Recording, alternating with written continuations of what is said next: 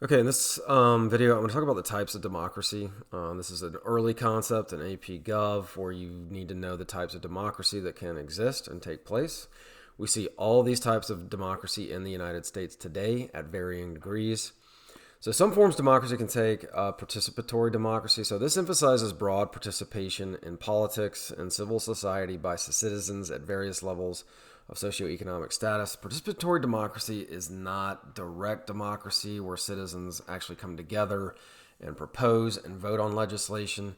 So where we might see this today, a really good example would be the initiative process at the state level. So the initiative process allows citizens of a state, if there's enough support for a measure, to then put that measure on the ballot, and then the citizens actually vote for that measure and whether or not it becomes law. 24 states have that. Good example would be in 2016, Nevada. The citizens of Nevada got a measure on the ballot that basically required background checks for the purchase of firearms, and the citizens of Nevada then voted on that. Okay, so that's a good example of participatory democracy. Citizens heavily involved in the legislative process, broad participation by the citizens. Pluralist democracy, so this implies organized group-based activism. So in other words, we tend to, in a free society, form groups with like-minded people and then push our interests collectively.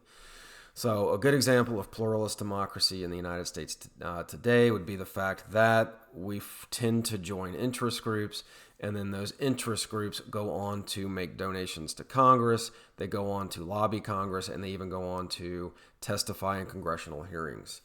All right, so prominent interest groups today would be like the National Rifle Association, the National Organization for Women.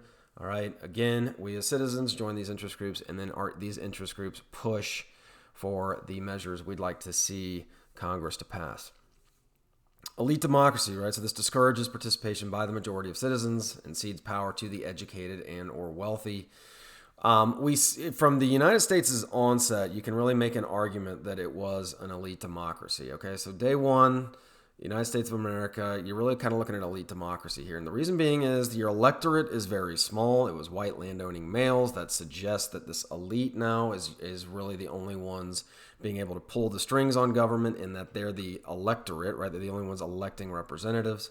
Moreover, the Senate at that time was chosen by the state legislatures and not chosen by the people. Again, that's eliminating this broad participation of the majority of citizens, as well as the Electoral College today. You can say the Electoral College suggests elite democracy. The states are choosing the president. We're not relying solely on the popular vote.